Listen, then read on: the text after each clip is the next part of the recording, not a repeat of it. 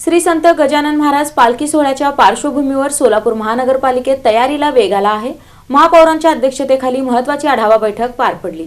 श्री संत गजानन महाराज पालखी सोहळ्याच्या पार्श्वभूमीवर महापौर विनायक कोंड्याल यांच्या अध्यक्षतेखाली क्रांतिज्योती सावित्रीबाई फुले सभागृहात आढावा बैठक झाली। यावेळी स्थायी समिती सभापती रंजिता चाकोते, आयुक्त डॉक्टर सचिन ओंबासे, अतिरिक्त आयुक्त वीणा पवार, पोलीस उपायुक्त प्रीतम यावलकर, उपायुक्त सोनाली यादव, नगरसेविका राजेश्री दोडमणी, सहाय्यक पोलीस आयुक्त सुधीर खिराडकर, नगर अभियंता सारिका अकुलवार, आरोग्य अधिकारी डॉक्टर राखी माने, पशुवैद्यकीय अधिकारी डॉक्टर सतीश चौगुले, कार्यकारी अभियंता राजेश परदेशी तसेच पालखी सोहळ्याचे स्थानिक प्रतिनिधी सुनील फाळके व सुनील कुलकर्णी उपस्थित होते। बैठकीत स्वच्छता, रस्ते दुरुस्ती, प्रकाश व्यवस्था, पाणी पुरवठा, आरोग्य सुविधा, वाहतूक व सुरक्षा व्यवस्थेबाबत सविस्तर नियोजन करण्यात आले। सोलापूर शहरामध्ये श्री गजानन स्वामी महाराजांची पालखी या ठिकाणी 18 तारखेला येणार आहे। त्यानिमित्त महानगरपालिकेमध्ये आज या ठिकाणी व्यवस्था करण्यासाठी बैठक झाली आणि या बैठकीमध्ये जे भक्तांचे प्रश्न होते ते प्रश्न या ठिकाणी मार्गी लावण्यासाठी या ठिकाणी आज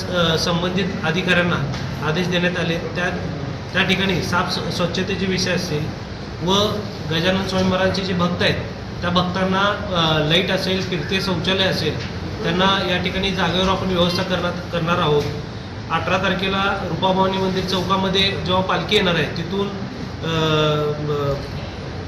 हे असेल जो मार्ग आहे त्या मार्गाने जी आपली पालखी येणार आहे त्या पालखीनं त्या ठिकाणी व्यवस्था महानगरपालिकेच्या वतीने करण्यात आलेली आहे। कुंभारवेस असेल, कन्ना चौक असेल, राजेंद्र चौकपासून आपल्या कुचन प्रशाला या ठिकाणी पालखी येणार आहे त्या ठिकाणी देखील व्यवस्था केलेली आहे आणि उपलब्ध मंगल कार्यालय या ठिकाणी देखील व्यवस्था करण्यात आलेली आहे। भाविक व वारकऱ्यांना कोणतीही गैरसोय होणार नाही यासाठी सर्व विभागांनी समन्वयाने काम करून सर्वोत्तम सुविधा उपलब्ध करून द्याव्यात असे आवाहन महापौर विनायक कोंड्याल यांनी केले।